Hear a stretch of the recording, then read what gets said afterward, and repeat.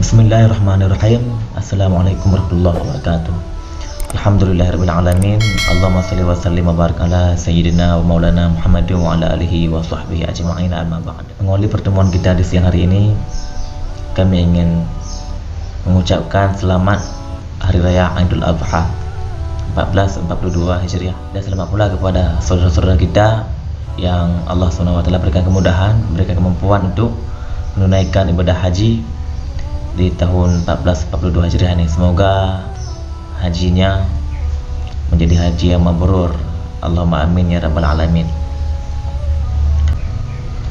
Pemirsa yang dirahmati Allah SWT, sebelumnya saya ingin minta maaf lahir batin kepada pemirsa, karena itu saja dimanapun kita berada, kapanpun itu kita tidak pernah lepas daripada salah dan dosa. Nah, pemirsa dari Allah SWT, di hari yang berbahagia ini saya ingin menyampaikan kepada pemirsa tentang keagungan fadilah berkurban. Ya, sebagaimana kita tahu bahwa hari raya ini hari raya kurban. Adha adalah maknanya berkurban, udhiyah, sembelihan. Jadi hari raya ini adalah hari raya kurban. Jadi kurban itu adalah pendekatan diri kita kepada Allah SWT secara makna lughawinya. Karena kurban asal daripada qaraba, itu adalah maknanya dekat. Takarruban maknanya adalah mendekatkan. Jadi takarruban Allah adalah mendekatkan diri kepada Allah Subhanahu wa taala. Begitu secara lughat bahasanya, pemirsa. Nah, pemirsa terhadap Allah, dengan status kita yang muslim, kemudian dengan iman kita, itu belum menjamin kita ini adalah orang-orang yang dekat kepada Allah Subhanahu wa taala. Kita tentu saja masih butuh banyak hal, masih butuh banyak perjuangan untuk kita ini dekat kepada Allah Subhanahu wa taala. Dan salah satu pendekatan itu adalah dengan cara berkurban. Hal ini senada dengan firman Allah Subhanahu wa taala, "Inna a'tainakal kautsar." Sungguh kami telah berikan kepada engkau Muhammad Al-Kautsar, nikmat yang banyak. Dan ada juga yang menafsirkan Al-Kautsar itu adalah telaga Al-Kautsar yang ada di surga itu. Maka oleh karena kita ini mendapatkan nikmat yang banyak, tentu saja kita mesti mensyukurinya. Dengan cara apa? Fasalli li rabbika wanhar. Dengan cara salat. Jadi mana salat di sini adalah salat hari raya Idul Adha ini 2 rakaat. Wanhar, dan berkurbanlah. Nah, ini adalah perintah pertama untuk kita semua yang mampu untuk berkorban. Tentu saja hewan yang kita korbankan itu hewan ternak, bukan hewan liar, tentu saja. Mungkin ada yang belum tahu ataupun sudah agak lupa kenapa, dari mana asal muasalnya berkorban ini. Karena ada juga yang bilang kalau Islam berkorban berarti sama kok dengan agama-agama yang dulu di masa jahiliyah. Dulu kan ada yang berkorban untuk berhala, kan seperti itu. Berarti samalah Islam ini dengan mereka. Tidak. Perkara menyembelih hewan itu bukanlah perkara yang tabu dalam Islam. Jauh sebelum lahirnya Rasulullah, di masa Nabi Adam pun sudah ada perintah berkorban. Habil mengorbankan kibasnya, sementara Qabil mempersembahkan hasil kebunnya.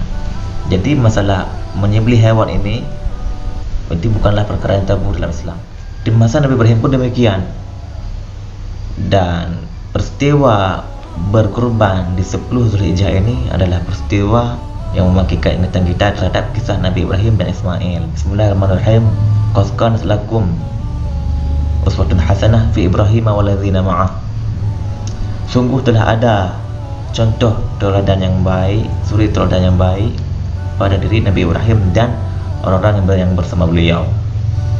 Dan sebagaimana kita maklum bahwa teladan yang sangat-sangat populer yang kita tahu dari Nabi Ibrahim itu adalah sangat-sangat dermawan.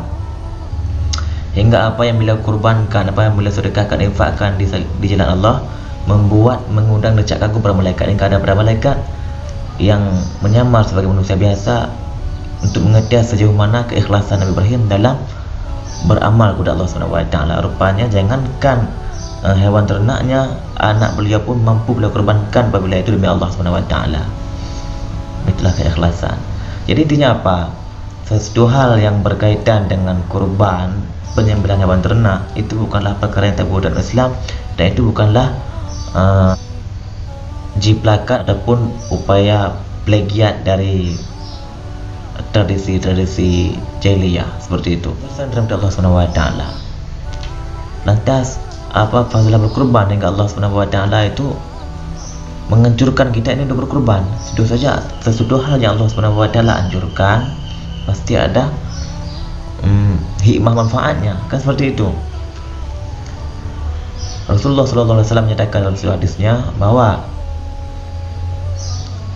setiap helai bulu daripada binatang yang kita kurbankan itu perhelainya akan Allah SWT jadikan sebagai penebus dosa-dosa kecil kita yang telah lalu, dan di setiap helai bulu itu pun Allah gantikan dengan pahala 10 kebaikan untuk kita yang berkurban. Lebih jauh lagi, Rasulullah menyampaikan bahwasanya kecepatan Allah SWT berikan pahala kepada kita yang berkurban itu jauh lebih cepat ketimbang sampainya darah sembelihan hewan kita ini ke tanah. Kemudian kita tahu juga ini masih dalam kategori fadilah berkurban. Kita tahu bahwasanya di akhirat itu ketika melewati Siratal Mustaqim ada yang jalannya seperti angin, cepatnya luar biasa. Ada yang jalannya seperti berkendaraan, tentunya tidak lambat. Ada juga yang seperti kilat menyambar, kecepatannya luar biasa. Ada yang merangkak. Nah, ada juga yang bagi kita ini yang amalnya kurang, kita hanya bawa iman tapi tidak ada amal ketaatan kepada Allah Subhanahu wa taala, cuma ada iman tok. Maka bagi kita ini itu bagai jembatan itu bagaikan sehelai rambut kemudian dibagi 7. Sekecil itulah jembatan untuk telidasi.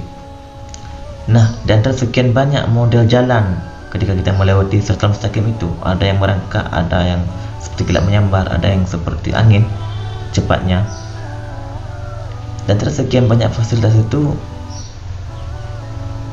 ada yang Allah SWT mudahkan perjalanan mereka melewati Siratal Mustaqim itu karena mereka berkurban, karena Allah janjikan kepada kita melalui lidah Rasulnya bahwa hewan kurban yang kita kurbankan itu kelak Allah SWT jadikan sebagai hewan tunggangan kita, sebagai kendaraan kita kelak ketika melewati Siratal Mustaqim, dengan syarat dan ketentuan berlaku, yaitu kurban itu mesti kurban yang lillahi ta'ala, bukan karena siapa-siapa tapi mutlak karena Allah SWT, dan kurban itu mesti yang halal, bukan barang curian. Seperti itu pemirsa. Jadi sangatlah banyak fadilah berkurban ini. Rasulullah SAW berkurban sebanyak 90 kali dari sejak berkurban itu Allah SWT perintahkan, dengan catatan 60 kali beliau langsung dengan tangan sendiri menyembelih kurbannya, dan 30 lainnya beliau wakilkan kepada Sayyidina Ali karamallahu wajhah. Mudah-mudahan dengan sedikit dosia ini dapat memberikan motivasi kepada kita semua ini untuk berkorban. Andaikan hari ini kita belum mampu untuk berkorban, semoga saja Allah SWT lapangkan rezeki kita untuk di tahun berikutnya kita mampu berkorban. Amin ya rabbal alamin. Terima kasih banyak telah menonton video ini. Jangan lupa di share apabila video ini bermanfaat. Kemudian bagi yang belum berlangganan, silahkan di subscribe dulu channel ini Bahasan Official. Dan terakhir, jangan lupa di komen di kolom komentar tentang apa video yang bagaimana yang akan kita buat untuk di upload berikutnya. Terima kasih, jazakumullahu ahsan jazak. Wassalamualaikum warahmatullahi wabarakatuh.